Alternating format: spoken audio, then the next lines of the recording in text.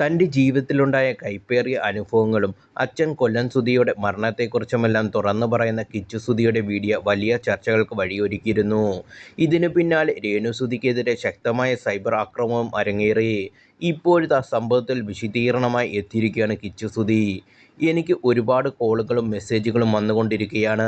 നിങ്ങളുടെയൊക്കെ സ്നേഹം കൊണ്ടാണ് അതെനിക്കെന്ന് മനസ്സിലാകുന്നു. ഞാൻ ഇപ്പോഴും തികച്ചും സുരക്ഷിതനാണ്. എനിക്ക് മറ്റു പ്രശ്നങ്ങളൊന്നുമില്ല. എൻ്റെ പഴയകാലത്തെ ചില കാര്യങ്ങൾ തുറന്നു പറഞ്ഞെന്നേ ഉള്ളൂ. ഇപ്പോൾ പുറത്തു വരുന്ന വാർത്തകളൊന്നും എന്നെ ഒട്ടും ബാധിക്കുന്ന കാര്യവുമല്ല. ഞാൻ പറഞ്ഞ കാര്യങ്ങൾ എല്ലാവർക്കും വ്യക്തമായിരിക്കും എന്ന് കരുതുന്നു എന്നാണ് കിച്ചു പറഞ്ഞത്.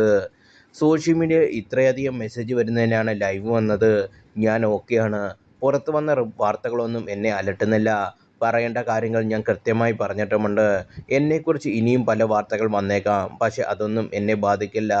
ചിലപ്പോൾ ഒരു പെണ്ണിനെ പീഡിപ്പിച്ചു എന്ന് പോലും വാർത്ത വന്നേക്കാം. ഇനിയൊരു തുറന്നു പറച്ചിൽ നടത്തുമോ ഇത്രയും നല്ല പ്രതികരണം ലഭിക്കുമെന്ന് പ്രതീക്ഷിച്ചിരുന്നില്ല എന്ന് കിച്ചു പറയുന്നു. എന്നെ സപ്പോർട്ട് ചെയ്ത് ഒരുപാട് പേരുണ്ട്. ആ സ്നേഹം മാത്രം മതി എനിക്ക്. എൻ്റെ ജീവിതത്തിൽ കഴിഞ്ഞുപോയ കാര്യങ്ങളായിരുന്നു അത്. ഞാനിപ്പോൾ കൊല്ലത്തെ വീട്ടിലാണ്. സമാധാനമായിരിക്കുന്നു. എൻ്റെ വ്യക്തിപരമായ എല്ലാ കാര്യത്തെക്കുറിച്ചും ഞാൻ തുറന്നു സംസാരിച്ചിട്ടുണ്ട്. എല്ലാവരുടെയും മെസ്സേജുകൾക്കും കോളുകൾക്കും മറുപടി നൽകാൻ സാധിക്കാത്തത് കൊണ്ടാണ് ഈ ലൈവിൽ നിന്നും കിച്ചു പറയുന്നു. ഇനിയും എന്നെക്കുറിച്ച് പലതരത്തിലുള്ള ഗോസിപ്പുകൾ വന്നേക്കാം. ചിലപ്പോൾ മോശമായ രീതിയിലുള്ള വാർത്തകൾ പോലും വന്നേക്കാം. പക്ഷെ ഞാൻ അതൊന്നും ശ്രദ്ധിക്കാതെ പോകുന്നില്ല.